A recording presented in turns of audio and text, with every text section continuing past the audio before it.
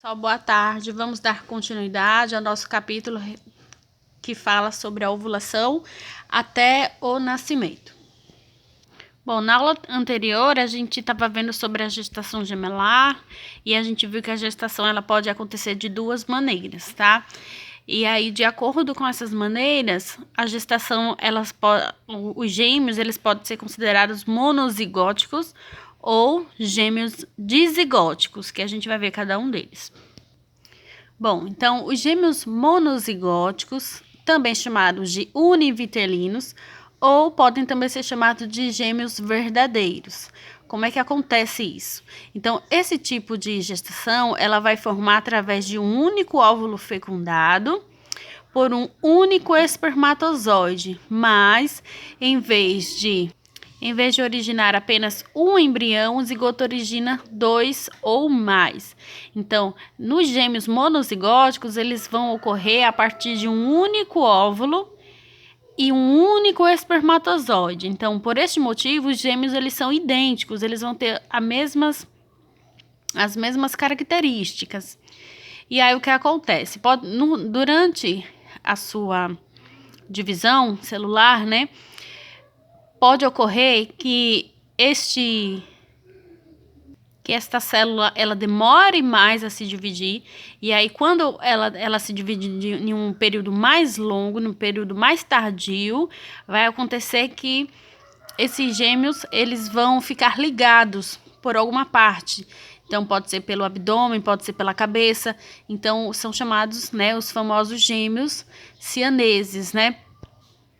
Então vejam, na imagem que a gente tem, essa primeira imagem, a gente vê o óvulo sendo fecundado pelo espermatozoide.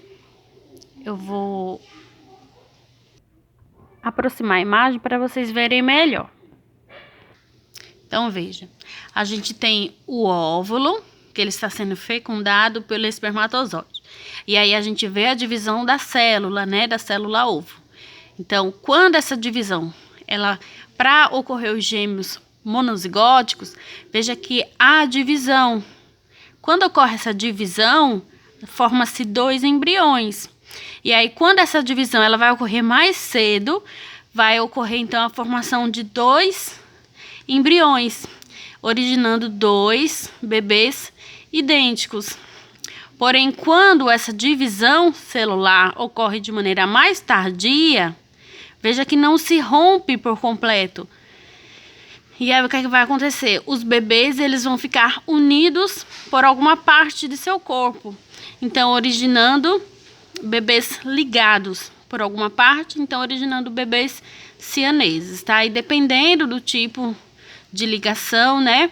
Então, pode ser que ocorra, né, a separação desses bebês através de alguma cirurgia. Então, é feita uma bateria de exames, tá? Então, é verificado quais órgãos esses bebês estão compartilhando e aí, se possível, há a cirurgia de separação dos bebês.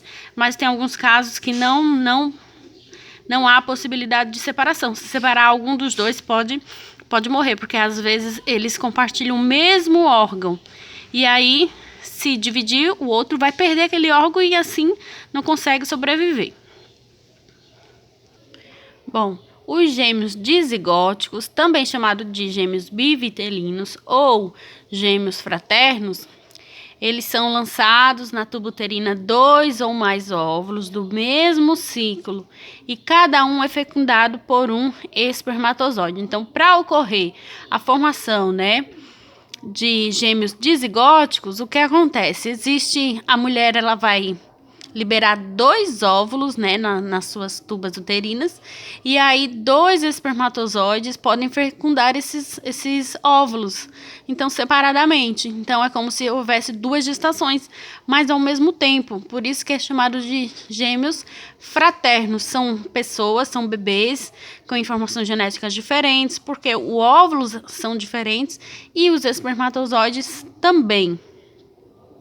Então, como esses gêmeos eles se desenvolvem de células ovos distintas, ou seja, diferentes, que vieram da união de gametas com genes diferentes, eles não são tão parecidos quanto os idênticos, podem ter ou não o mesmo sexo. Então, nos gêmeos dizigóticos, existem 2 óvulos, tá, sendo fecundados por 2 espermatozoides diferentes.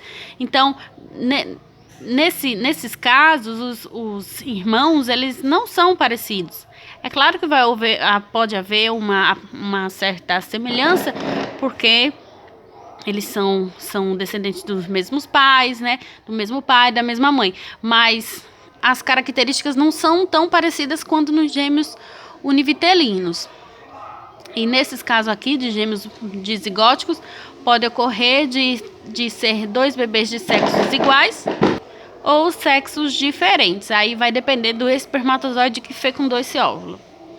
Bom, então aproximei aqui a imagem para a gente entender como é que ocorre, né, a formação de gêmeos bivitelinos. Então, veja, existem 2 óvulos, eles são liberados nas tubas uterinas, tá? Então, a mulher, ela libera 2 óvulos e cada um dos óvulos é fecundado por um espermatozoide, ó. E a partir daí é formado 2 seres completamente distintos, 2 seres diferentes, 2 embriões diferentes. Então, eles podem vir do mesmo sexo ou sexos diferentes, tá? E também pode ocorrer, lembra que eu falei para vocês que o espermatozoide ele pode ficar ativo no corpo da mulher em 3 a 5 dias, então há a possibilidade da fecundação elas não ocorrerem no mesmo dia, no mesmo período. Então pode ser que a mulher libere um óvulo, esse óvulo seja fecundado e depois libere outro óvulo e esse outro óvulo ser fecundado nesse período, entre 3 a 5 dias. Então é muito interessante essa formação de gêmeos bivitelinos.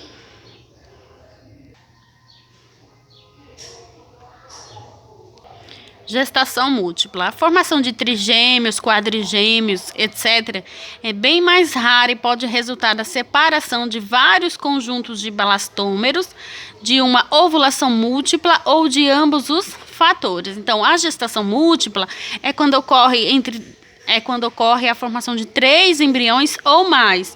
Então, isso vai ocorrer a partir da separação dos blastômeros, tá? Que é aquela separação que a gente viu na gestação univitelina, onde tem apenas um óvulo, fecundado apenas por um espermatozoide. Na separação dessa célula, ocorre que ela se separa por completo, formando 2 embriões, tá? Então, na gestação múltipla pode acontecer esse fator, né? E aí há várias separações, em vez de separar em 2, pode separar em mais partes.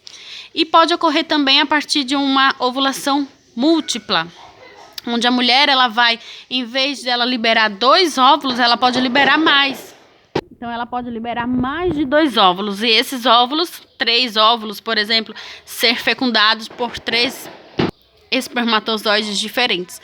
Ou também pode acontecer que esses 2 motivos podem acontecer numa mesma gestação. Então, uma mesma mãe, ela pode ter gêmeos, né, formados a partir da separação de uma única célula, de um único óvulo, e também ela pode ocorrer que ela pode liberar 2 óvulos e um óvulo gerar apenas um embrião e do outro óvulo gerar 2 embriões, por exemplo, e aí ela tem 3 bebês, tá? Então pode ocorrer essas 2 situações.